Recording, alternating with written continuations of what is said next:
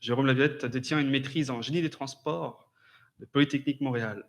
En tant que chercheur invité à la Fondation David Suzuki, il s'est penché sur les aspects psychosociaux de la dépendance à l'auto solo et sur les pistes de solutions visant à amener des changements dans la perception de la place de la voiture en ville, afin de soutenir une transition vers la mobilité durable. Il complète actuellement un doctorat en planification des transports et mobilité à Polytechnique Montréal. Son projet de recherche vise à quantifier les diverses facettes de notre dépendance individuelle et collective à l'automobile. Monsieur Laviolette, la parole est à vous pour cette première présentation. Merci beaucoup. Est-ce que je prends votre place? Oui, c'est bon ici. Parfait. Ça aurait été dommage de faire une présentation assise.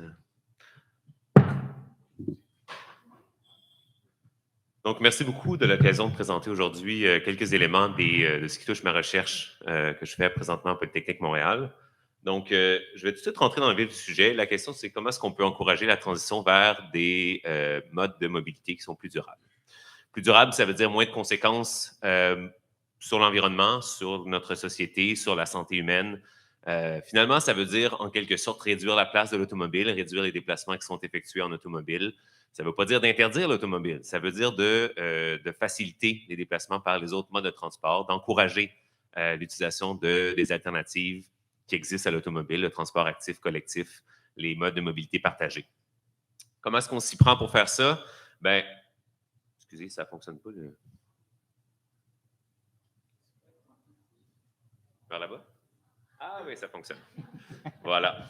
Donc voilà, donc c'est un peu la question qu'on pose aujourd'hui. L'idée, c'est d'amener des perspectives qui est un peu différentes de ce qu'on entend beaucoup. Donc, on entend beaucoup parler de... Il faut vraiment que je vise... OK. D'agir sur l'offre de mobilité. D'agir sur l'offre de mobilité, c'est extrêmement important parce que c'est la base. En fait, c'est de s'assurer de pouvoir aménager notre territoire de façon à faciliter les déplacements à pied, en transport collectif, à vélo, et comme je disais, par les autres modes de transport. On est chanceux, on est dans le cœur de Montréal, on a des quartiers qui ont été développés beaucoup avant l'automobile, donc qui ont une trame urbaine qui facilite beaucoup les déplacements par d'autres modes que l'automobile. Du moins quand on se déplace dans les quartiers centraux de façon générale. Après ça, la mobilité dans le Grand Montréal, ben, c'est une autre histoire, c'est une autre question. Mais tout de même, on a une facilité de pouvoir se déplacer autrement. On doit aussi... Et c'est vraiment...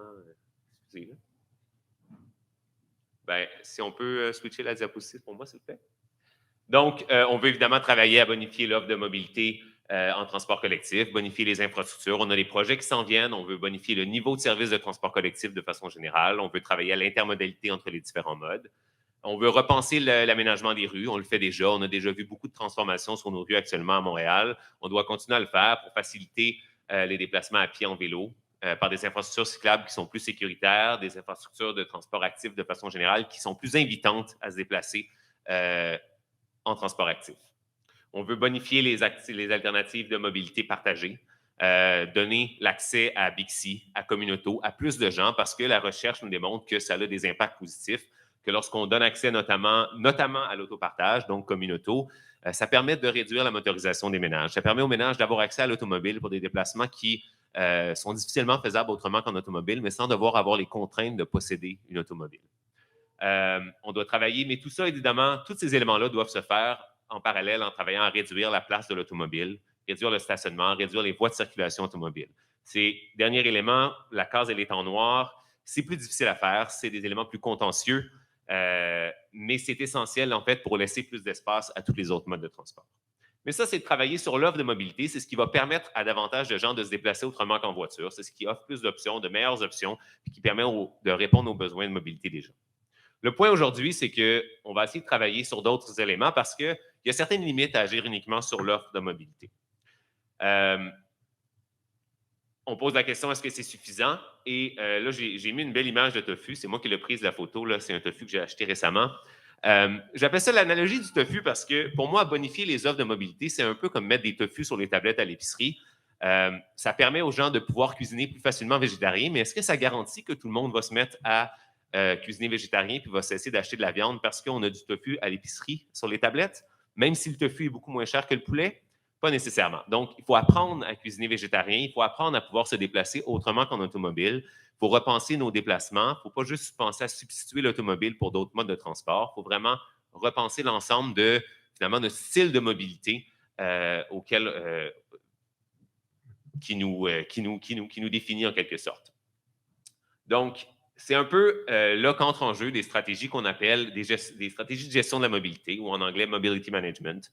Ce sont des stratégies qui ont été beaucoup développées ailleurs qu'au Québec, finalement.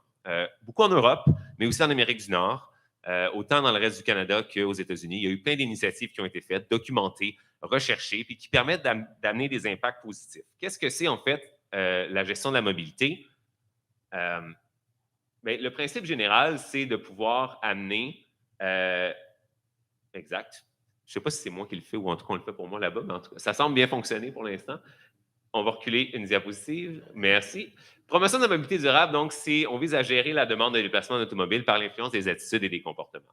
Quelques exemples de stratégies, ça inclut d'autres éléments que je n'ai pas le temps de présenter aujourd'hui, mais des stratégies plus législatives, comme la gestion du stationnement, qui est un aspect critique pour amener des changements dans les comportements de mobilité. Mais aussi des éléments comme la planification personnalisée de la mobilité au travail, à l'école, à la maison. Des campagnes pour mieux promouvoir la mobilité durable de façon générale, pour en vanter les bénéfices, pour voir comment est-ce que ça peut aider les gens à accéder à leur destination quotidienne. Puis travailler aussi à des plans urbains de mobilité, mais ça, c'est vraiment plus au niveau des municipalités. Planification personnalisée de la mobilité, c'est quoi exactement? Bien, c'est de façon plus institutionnalisée, l'accompagnement vraiment au changement de comportement. On va offrir de l'information, de l'assistance, des incitatifs aux citoyens et aux citoyennes, que ça peut être en entreprise, ça peut être chez eux directement, ça peut être en contexte scolaire, pour pouvoir tranquillement apprendre à utiliser et commencer à utiliser les alternatives de mobilité qui s'offrent à eux. Donc, je saute tout de suite dans l'action. Quels sont les exemples? Mais le premier élément pour ça, en fait, c'est d'insuffler les changements au bon moment. Parce que lorsqu'on est pris dans nos habitudes quotidiennes, si tous les matins, je me lève, je prends mes clés de voiture, puis j'embarque dans ma voiture pour aller travailler, je ne me repose pas la question tous les jours, est-ce que la voiture, c'est encore le meilleur mode pour moi? On est pris dans nos habitudes, on ne se questionne pas, puis c'est vrai pour la mobilité, mais c'est vrai pour toutes sortes d'autres comportements qu'on fait dans notre vie de façon générale. On ne re-questionne pas tous les jours, puis c'est ça un peu l'habitude, c'est on ne re-questionne plus si le choix qu'on a fait est toujours le bon choix. Donc, même si les conditions de circulation se sont détériorées, qu'un trajet qui m'en prenait 20 minutes en automobile avant m'en prend maintenant 35, alors que parallèlement, on a mis en place des voies réservées pour autobus avec des lignes express qui pourraient me permettre d'atteindre mes destinations beaucoup plus rapidement. Si je suis pris dans mes habitudes, je ne vais pas vraiment considérer ces nouvelles options qui s'offrent à moi. Donc, l'idée, c'est de pouvoir être capable d'insuffler des changements, d'encourager les transferts lorsqu'il y a des discontinuités dans les habitudes. Les discontinuités dans les habitudes, ben, c'est quoi exactement? Ben, on a plusieurs exemples de discontinuités naturelles qui arrivent dans notre vie, dans nos habitudes de mobilité. Le premier exemple, c'est la relocalisation résidentielle. Lorsqu'on déménage, ben, on doit de toute façon repenser l'ensemble de nos déplacements. On va repenser où on s'en va, quelles sont nos destinations, les modes de transport qu'on utilise. Donc, voilà. Relocalisation résidentielle, ça a été documenté et si on offre les bonnes informations, les bons incitatifs aux gens à ce moment-là, il y a plus d'impact. On arrive à mieux accompagner les gens dans leur changement. Il y a d'autres moments aussi, des déménagements d'entreprise, soit l'entreprise pour laquelle on travaille déménage, et donc à ce moment-là, il va y avoir de nouvelles options de mobilité pour se rendre à ce nouvel endroit, ou moi-même, je change d'emploi et donc il faut que je repense mes déplacements de toute façon. Ensuite, il y a des éléments aussi plus structuraux. Par exemple, lorsqu'on a des fermetures de routes importantes, et c'est le cas, ça va être le cas à Montréal bientôt, on a le pont-tunnel Louis-Hippolyte-Lafontaine qui va être en réflexion majeure. Les réflexions ont déjà commencé, mais ça va juste continuer à bouleverser les habitudes de mobilité des citoyens et citoyennes. Donc, ça va être une occasion de repenser un peu la mobilité. Puis il y a d'autres éléments là, comme le retour en pandémie là, qui a été moins documenté parce que c'est beaucoup plus récent, mais le retour au bureau après la pandémie peut être une occasion là, d'amener les gens à repenser leurs décisions de mobilité pour se rendre à leur lieu d'emploi. Donc, c'est un moment, donc c'est le bon moment, c'est extrêmement important.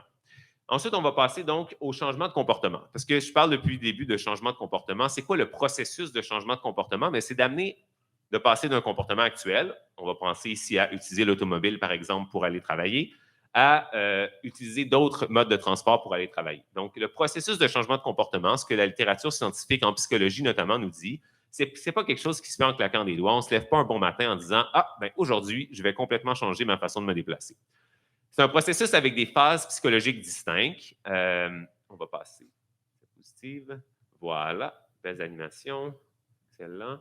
Donc, la première phase, en fait, c'est de dire que moi, je suis bien dans mon comportement actuellement. Je ne vois pas d'enjeu. Pourquoi est-ce que je devrais changer? Pourquoi est-ce que je devrais réduire mon utilisation de l'automobile? La congestion, bah, ça ne me dérange pas tant que ça. Quand on passe à la deuxième phase, c'est là qu'on réalise qu'il y a des petits enjeux. Ça peut être, notre conscience environnementale a évolué, puis on se rend compte que l'automobile, c'est pas le mode le meilleur pour l'environnement, mais ça peut être aussi des enjeux sur la santé, des enjeux aussi, on est juste vraiment tanné d'être pris dans la congestion, dans le trafic tous les jours. Puis on se dit, il faudrait peut-être que je change. J'aimerais ça me déplacer autrement, j'aimerais ça réduire l'utilisation de mon automobile. Fait que tranquillement, on va être plus ouvert, on va rentrer dans la troisième phase. On va être plus ouvert aux alternatives qui vont s'offrir à nous, plus réceptif aux informations sur ces alternatives-là. On va se mettre à écouter, à discuter avec les gens qu'on connaît beaucoup pour savoir comment je peux me déplacer autrement, comment je peux apprendre à me déplacer autrement. Quand on arrive dans la phase de mise en œuvre, c'est là qu'on va vraiment opérationnaliser notre comportement. C'est-à-dire qu'on va se dire, OK, la semaine prochaine, je vais essayer d'aller travailler pas en automobile. C'est possible de le faire. J'ai regardé le trajet. C'est 7 km à vélo. Il annonce beau. Ça tombe bien. J'ai un vieux vélo dans le garage. Je vais m'en servir. Je l'ai fait mettre au point à la petite boutique pas loin de chez moi. Ça devrait être bon. J'ai demandé des conseils à Catherine au bureau qui, elle, se rend en vélo tous les jours. Fait que je suis prêt. Voilà, lundi prochain, j'y vais. Donc, c'est vraiment l'opérationnalisation de notre changement. Puis la dernière phase, c'est là, une fois qu'on a fait le changement plusieurs fois puis qu'on est dans notre nouvelle phase, il faut être capable de prévoir les obstacles. Il annonce 4 jours de pluie. Qu'est-ce que je vais faire? Est-ce que je vais pouvoir me déplacer à vélo sur 4 jours de pluie? J'ai des réunions importantes. Je ne peux pas arriver tout trempé. Donc, il faut être capable de mettre en place des stratégies pour nous permettre de continuer dans notre nouveau comportement. Donc, c'est de façon générale, je l'ai présenté brièvement. L'idée de procéder par étapes, c'est qu'on est capable je vais sauter cette diapositive-là, on est capable d'adapter les interventions aux phases de changement de comportement, c'est-à-dire cibler les phases dans lesquelles se trouve notre public cible. Ensuite, on va être capable de donner les bons types d'interventions au bon moment, cibler le bon type d'information aux bonnes phases, donner les bons incitatifs au bon moment pour amener les gens à tranquillement passer à la phase suivante et à abaisser les barrières qui, au début, nous semblent vraiment importantes à changer notre comportement pour être capable de, ultimement, réduire notre utilisation de l'automobile pour certains déplacements spécifiques, par exemple. Tout ça, évidemment, ça c'est lié avec ce qu'on appelle, il faut qu'on amène les gens à développer ce qu'on appelle une motivation autodéterminée. C'est quoi la motivation autodéterminée? Ça s'appuie sur 3 éléments. C'est le sentiment de compétence, donc comprendre et atteindre certains buts, se sentir efficace à le faire. Sentiment d'autonomie aussi, donc être libre de ses actions puis d'agir en accord avec ses valeurs, puis de développer ultimement des contacts sociaux enrichissants, sentir qu'on appartient à un groupe. Donc, l'idée, c'est qu'il faut qu'on amène les gens à avoir une certaine motivation autodéterminée à se déplacer autrement qu'en automobile, que les gens internalisent un peu les bénéfices qu'il y a à se déplacer autrement qu'en automobile. Je donne un exemple concret. Je pense que cet exemple-là est pertinent parce qu'on a des projets structuraux majeurs qui s'en viennent, qui vont être mis en service dans les prochaines années. Et donc, je donne un exemple concret qui a été bien documenté dans la littérature scientifique. Je vais dépasser d'1 minute, je te le dis, c'est annoncé d'avance. Donc, c'est un projet à Cagliari, en Italie, où est-ce qu'on a ajouté 2 stations à une ligne de train léger existante. Excellent, on a bonifié l'offre de transport. Les 2 nouvelles stations permettaient de desservir un hôpital important et l'université de la ville. En plus de bonifier l'offre de transport, on a fait un projet pilote et on a ciblé beaucoup de citoyens et citoyennes qui n'étaient pas essentiellement à même de pouvoir changer leur comportement parce qu'ils partaient d'endroits, ils s'en allaient à un endroit qui était desservi par ce nouveau train léger. On leur a offert toutes sortes d'incitatifs. On leur a suggéré des trajets personnalisés en fonction de leur lieu d'emploi, leur lieu de domicile. On a parlé des désavantages de l'automobile, des bénéfices généraux du train léger. Tout ça a été fait dans les meilleures pratiques pour cibler les bons facteurs psychologiques pour être sûr d'avoir le plus d'influence. Pensez aux meilleures publicités qu'il pouvait y avoir en automobile. C'est un peu ça qu'on a fait, mais pour la mobilité durable, pour le train léger. Donc, c'est quoi l'impact que ça a eu? Les gens qui ont bénéficié de l'augmentation de l'offre de services, donc les automobilistes dans cette situation-là ont changé leur comportement et ont adopté le nouveau train léger à 34 %. Donc, c'est quand même considérable. Mais les gens qui avaient en plus reçu le package, excusez l'anglicisme, de mesures personnalisées ont réussi à changer leur comportement de 46 %. Donc, c'est quand même beaucoup plus. C'est quand même une différence de 12 %. Vous allez me dire, c'est peut-être pas tant que ça. Je peux vous dire que c'est beaucoup. Puis peut-être que ces gens-là auraient ultimement adopté le train léger, mais on a permis de le faire beaucoup plus rapidement. Donc, c'est un exemple que je trouvais qui était pertinent pour ici. Donc, ce qui m'amène à ma conclusion. Donc, l'idée, c'est de permettre aux gens de pouvoir se déplacer autrement. Donc, pouvoir se déplacer autrement, c'est le premier point. C'est là qu'entrent en jeu toutes les mesures qui visent à bonifier l'offre de transport alternatif à l'automobile. Il faut que les gens sachent comment se déplacer autrement. Ça peut paraître trivial pour des gens qui sont déjà multimodaux, mais faire du vélo en ville quand on n'en a jamais fait, ce n'est pas nécessairement facile. Se déplacer en transport collectif, quand ça fait 10 ans qu'on ne l'a pas fait, comment je paye, c'est quoi l'horaire de bus, comment je fais pour regarder l'horaire de bus, c'est toutes des questions qui peuvent vraiment nous paraître triviales quand on le fait de façon régulière, mais si on est en auto depuis 10 ans, on ne le sait pas nécessairement. Puis ultimement, on va amener les gens, et c'est là la motivation autodéterminée, à vouloir se déplacer autrement, à vouloir avoir des modes de transport qui sont plus sobres en carbone. Donc, tout ça, quelques rappels sur ce que je viens de dire. Soutenir l'adoption des modes durables, c'est bonifier les alternatives à l'auto, mieux faire connaître ces alternatives-là. Si personne ne connaît les nouvelles alternatives, ça va être difficile pour les gens d'adopter ces nouvelles alternatives-là. Profiter des discontinuités dans l'habitude, mieux cibler les gens à travers, par exemple, la phase du changement de comportement, mais il y a toutes sortes d'autres stratégies de segmentation qui sont beaucoup utilisées en marketing, qu'on pourrait utiliser pour mieux cibler nos interventions en mobilité et finalement, combiner les approches pour plus d'impact. Merci beaucoup de votre écoute.